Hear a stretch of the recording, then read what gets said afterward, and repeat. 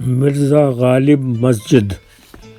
پچھلے ماہ ازبکستان کا سفر رہا۔ اس کا دارالحکومت تاشقند ہے۔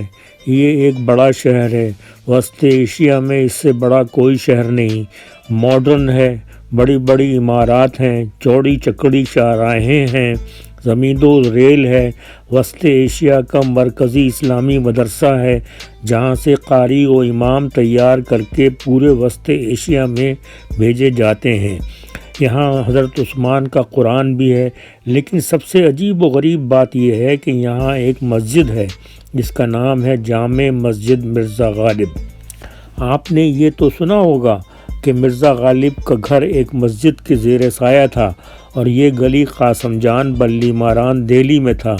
آپ نے یہ بھی دیکھا ہوگا کہ غالب پر جو ٹی وی ڈرامہ ہندوستان میں بنا تھا، جس میں نصیر الدین شاہ غالب کے روپ میں آہستہ آہستہ مسجد تک جاتے ہیں اور مسجد کے در تک پہنچ کر بغیر نماز ادا کیے واپس لوٹ آتے ہیں۔ اور مجھے یقین ہے کہ آپ نے کیفی اعظمی کی مرزا غالب سی ڈی میں یہ الفاظ بھی سنے ہوں گے کہ تمام عمر ایک دن شراب نہ پی ہو تو کافر، اور ایک دن نماز پڑھی ہو تو گناہ گار۔ پھر یہ تاشقند والوں کو کیا سوجی کہ ایک رند کے نام پر مسجد بنا ڈالی، اور رند بھی کیسا، جو اس پر یقین رکھتا ہو کہ پی جس قدر ملے شب مہتاب میں۔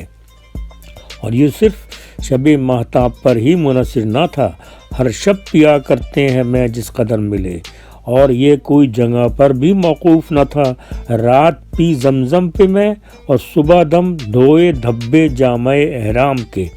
اور ان کے اطراف کی ہوا میں بھی شراب کی تاثیر تھی، اور پینے کے لیے کسی خاص برتن کی بھی قید نہ تھی۔ اوک سے پلا دے ساقی جو ہم سے نفرت ہے، پیالہ گر نہیں دیتا نہ دے، شراب تو دے۔ اور یہ بھی مقرر نہیں کہ پینے کا ساتھی کون ہے، وائز بھی چلے گا۔ کہاں میں خانے کا دروازہ غالب اور کہاں وائز، پر اتنا جانتے ہیں کل وہ جاتا تھا کہ ہم نکلے۔ اور شراب بھی چاہتے تھے کہ اصلی ہو نقلی نہ ہو، وائز نہ تم پیو نہ کسی کو پلا سکو، کیا بات ہے تمہاری شراب طہور کی۔ اور آخر وقت تک وہ یہی چاہتے تھے کہ انگور کی بیٹی سامنے سے نہ ہٹے۔ کو ہاتھ میں جنبش نہیں، آنکھوں میں تو دم ہے، رہنے دو ابھی ساغر و میرے آگے۔ مرزا غالب مسجد ایک محلے کے اندر ہے۔ دونوں طرف پکے مکانات ہیں جن پر ٹین کی چادریں آگے کو نکلی ہوئی ہیں۔ مکانات کے آگے درخت لگے ہیں، بیلیں چڑھی ہوئی ہیں، زیادہ تر بیلیں انگور کی ہیں، جو یہ ثابت کرتی ہیں کہ وہ جو مرزا نے کہا مسجد کے زیر سایہ خرابات چاہیے، اور یہ خرابات ان کو ازبکستان پہنچ کر نصیب ہوئے، اور وہ بے خودی جس کی ان کو خواہش تھی، ایک گونا بے خودی مجھے دن رات چاہیے، آخر ان کو مل ہی گئی۔ مجھے یقین ہے کہ ان کی روح یہیں کہیں بھٹک رہی ہوگی۔ میں نے اس کو بہت تلاش کیا لیکن بے سود۔ سوال یہ پیدا ہوتا ہے کہ مولوی حضرات کا اس بارے میں کیا خیال ہے کہ ایک رند کے نام پر جو مسجد بنی اور اس میں سینکڑوں لوگ نماز پڑھ رہے ہیں، جمعے کی جماعت ہو رہی ہے، کیا ان کی نمازیں قبول ہو رہی ہیں؟ کیا اس کا کچھ فائدہ مرزا جی کو بھی پہنچ رہا ہے؟ کیا ہم اللہ میاں سے یہ امید رکھیں کہ مرزا کے گناہ معاف ہوں گے؟ آخر اللہ اللہ کرنے والے ان کے نام کی مسجد میں آتے ہیں، ان کے ثواب کے لیے بھی ہاتھ اٹھا کر دعا کرتے ہیں۔ ہم دعا گو ہیں کہ کاش ایسا ہی ہو اور ان کی روح کو چین و سکون ملے۔ ہم تو پہلے ہی جانتے تھے کہ مرزا نے یہ سب ڈھونگ پینے پلانے کا رچا رکھا ہے، اصل میں تو وہ ولی ہے اور تصوف اس کی گھٹی میں پڑا ہے۔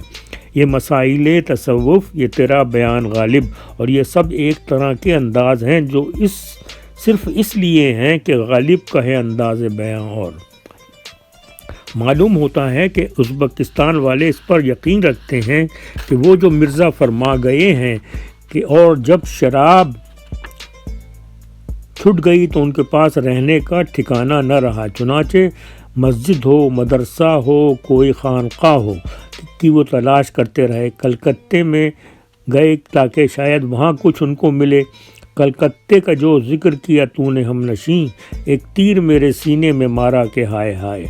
لیکن کلکتہ میں پینشن کی درخواست کی ناکامی کی وجہ سے ادھر مستقل قیام نہ کر سکے، اس لیے مستقل قیام کے لیے یہ سوچا کہ رہیے اب ایسی جگہ چل کر جہاں کوئی نہ ہو۔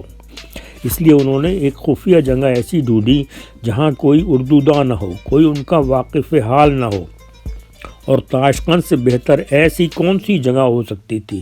یہاں نہ صرف انہوں نے اپنا محلہ پایا بلکہ مسجد بھی ملی، اور بس اب یہیں ان کا بسیرا ہے۔